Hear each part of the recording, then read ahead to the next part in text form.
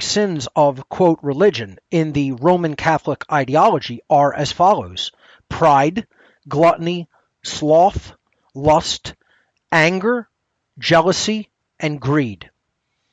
And if we look at these, it is not behaviors that we would say we necessarily want to dwell in, live in continually, constantly engage, make the driving impetus of our lives. You know, I would be the last person to say just go and recklessly engage in these types of behaviors ceaselessly. You'd have to be a fool to condone that, right? So I'm not saying that these are good things to perpetually behave in this modality of consciousness. However, I am taking exception to calling these things sin. See, this is where religionists who have been indoctrinated and inculcated into their mind control belief system would take exception to what I'm saying. I'm trying to tell people that these are not sins in and of themselves.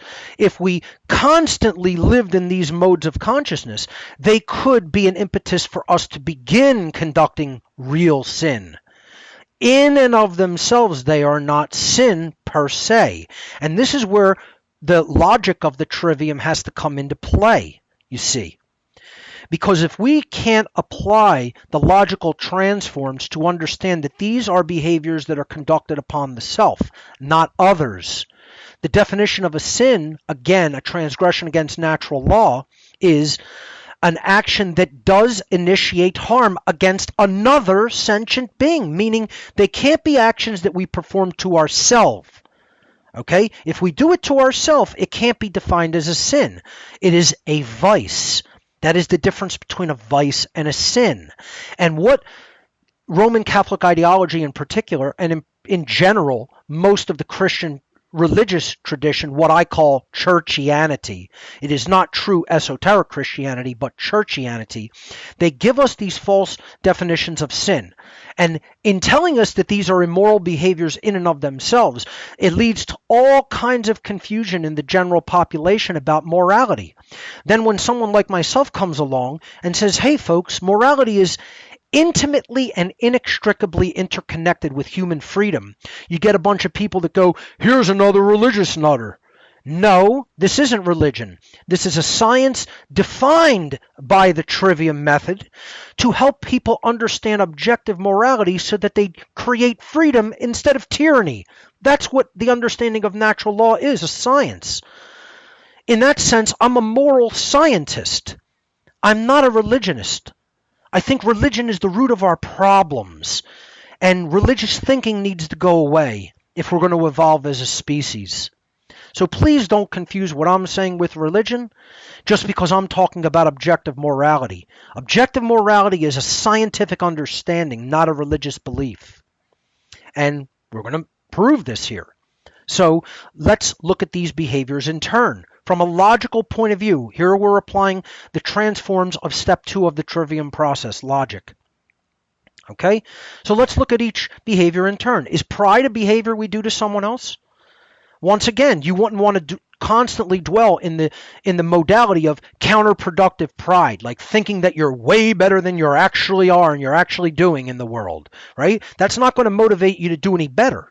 Right? But if you have done really well from an objective point of view, and you have gotten what you want accomplished and you've done it to the best of your ability and it's very well done, even from other people's perspective, assessing it all together and just about having agreement universally that you've done a brilliant job, you could take pride in that work.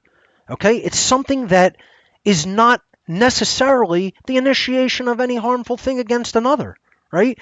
Counterproductive pride, you're going to basically diminish what you could be doing better, right? That's why there's a good form of pride, there's a bad form of pride.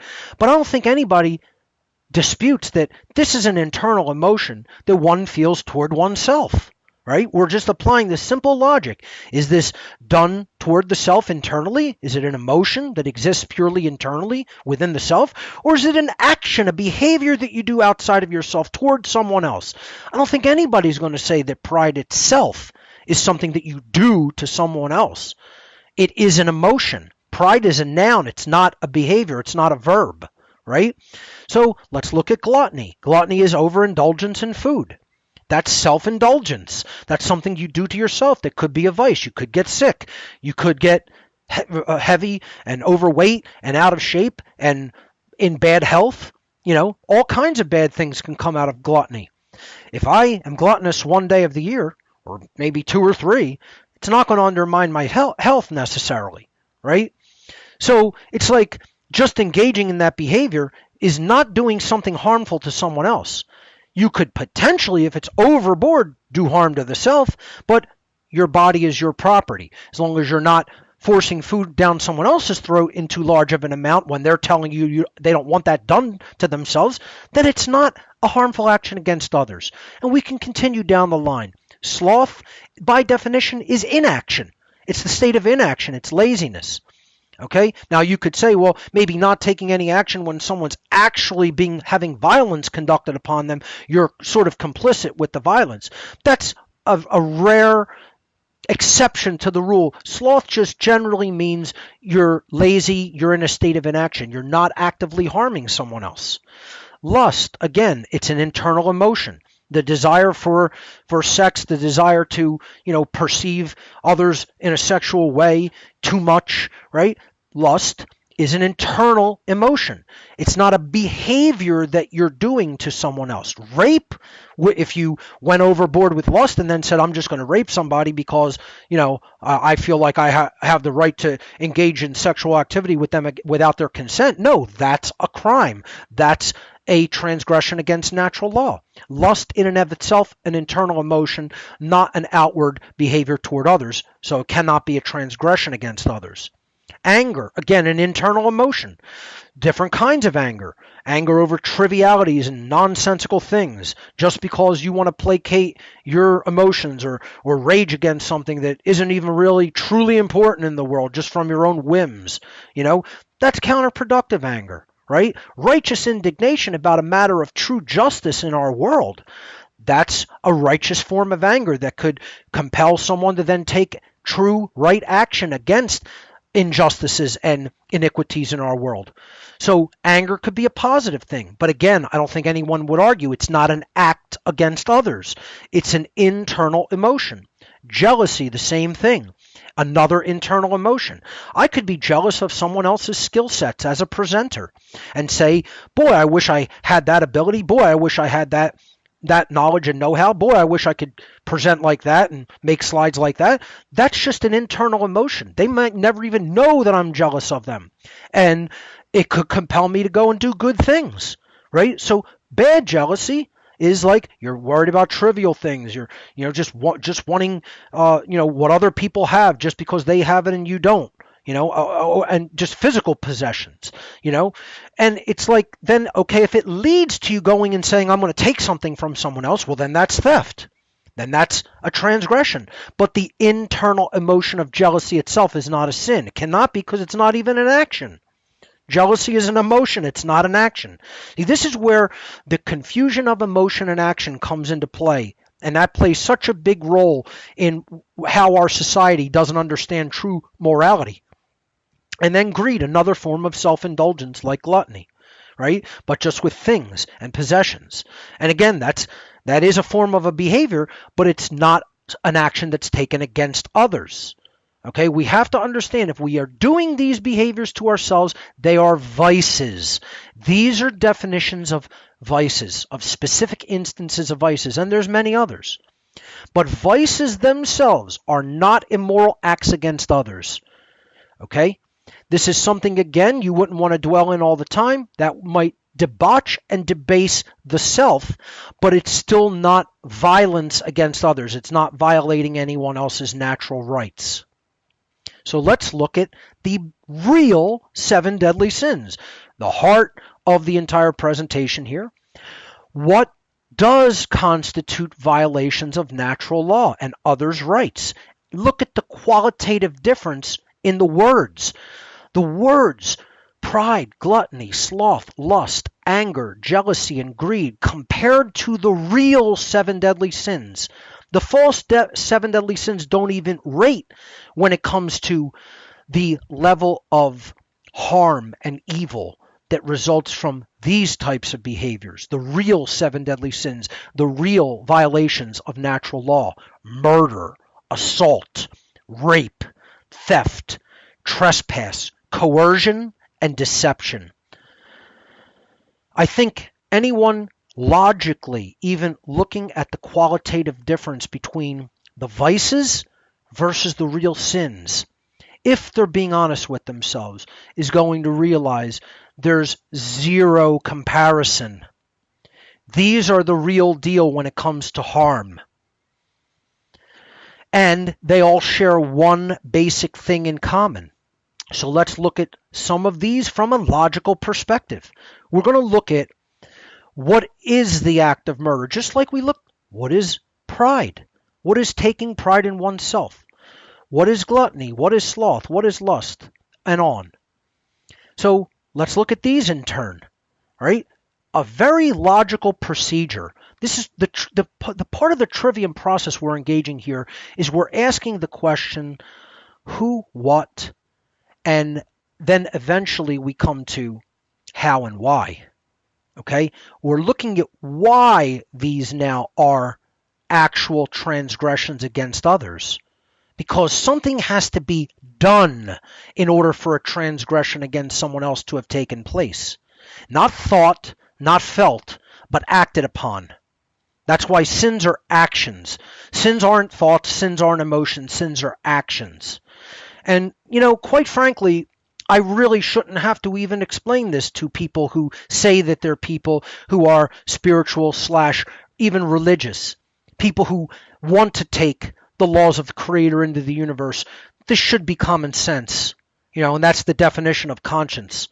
Conscience literally means common sense when we etymologically break it down into con, meaning together or with, and science, meaning to know or to understand. And this is the problem, is we've lost the common sense of what the true sins are, what violations against natural law are. And that's why we do them, and we continue to condone when other people do them, namely when government performs these behaviors. We say that's perfectly justifiable and acceptable because they have some kind of magical rights that everyone else doesn't have, or we, not having those rights, have delegated them to this group of people who now magically have turned wrongs into rights. It's utter ridiculous religious nonsense, of course, and this is how people have to come to perceive it.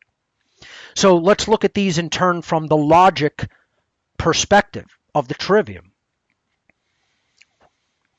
Murder is the theft of life without having the right to take someone else's life. There is such a thing as the rightful ability to kill in self-defense, but that is not murder. That is a killing done in self-defense. When we talk about murder, it is the theft of life without right. So you have stolen something that doesn't belong to you, namely the life of another being when you did not have the right to do that. That's what murder is. Assault is the theft of well-being without right. Now, if I defend myself against assault, that's not assault. That's the right of self-defense being engaged with. So again, you can't do murder, but you can kill in self-defense. You can't do assault, but you can defend yourself with physical force in self-defense. The next wrongdoing under natural law, the next sinful behavior is rape. Again, like we said, lust is an inward emotion, but rape is an external action done to another. That's the theft of sexual association that one has the right to engage with. So you're taking another form of property from someone else, like their life, their well-being, and now their sexual association. Simple theft, the act of taking something that doesn't belong to you, is the unrightful taking of someone else's property. Again, you're taking something that doesn't belong to you. Trespass, you're taking security of another being within their living domain, their living space, their rightful property. That's the theft of someone else's security. You're taking something that doesn't belong to you. Coercion, that's the theft of someone else's free will to make their own decisions in life, so long as their actions are not harming other people. This is what government always advocates for. This is what the supporters of government always advocate for, the taking of someone else's free will when they have not harmed someone else. Coercion and duress are threats of violence if you don't comply to the commands of another claiming to be the authority over you. That's theft of free will. That's one of the most important ones in the seven deadly sins that unfortunately goes largely unrecognized in our world and not seen as a sin, and unfortunately condoned by people who consider themselves people who are saying that they want to follow the laws of the Creator. And then finally, we have deception, the theft of someone else's informed decision making, because you're giving them false information, misinformation, lies, and willingly doing that, knowing that they're false and misleading, so that someone else makes incorrect decisions.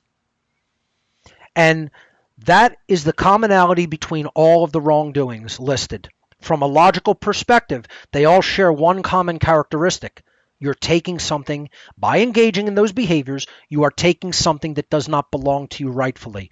You are stealing, you are engaging in theft. Theft is the root of all sin. If theft is not taking place, there is no transgression taking place. And this is a very difficult one for most people to see. It's because they haven't logically thought it through with the trivium process to a great enough extent. And this is the crux of the entire presentation, folks. Religious people want to say that things are immoral, when if that behavior has been engaged in and conducted, nothing has been stolen. One of the examples I always give, even though I don't engage in it and it's not my preference, homosexuality is a right. To say that someone cannot engage in a consensual behavior with another adult is trying to coerce them against their free will. Whether you like the behavior or not, whether it suits you, whether you find it comfortable or, something that is within your preferences, it doesn't matter how you want to word it. It's not somebody doing something harmful to someone else. See? So it can't be considered immoral. Immoral means someone's rights are being violated. So in a consensual sexual act between, homogeneous beings in gender, how could it be an immoral act? It's immoral only when it's forced upon another, when it's initiated without consent. If it's consensual between adults, it's a moral behavior, because that's the definition of morality, an action that does not initiate harm against another. Rape is not simple homosexual behavior. If one man rapes another man, that's rape. If one man rapes a woman, that's rape. If a woman rapes a woman, that's rape. The act is non-consensual. The act is initiating harm against another. That's rape. Any form of consensual sexuality between two people, that's a right. Religionists can get as upset as they want about that. You're still wrong. The problem is people don't understand the actual breakdown of what moral behavior means versus what it's not. That's the problem. So since theft is the root of anything that is an immoral behavior, what by definition, from a logical standpoint, must be the root of virtue? The understanding of property. Property and its understanding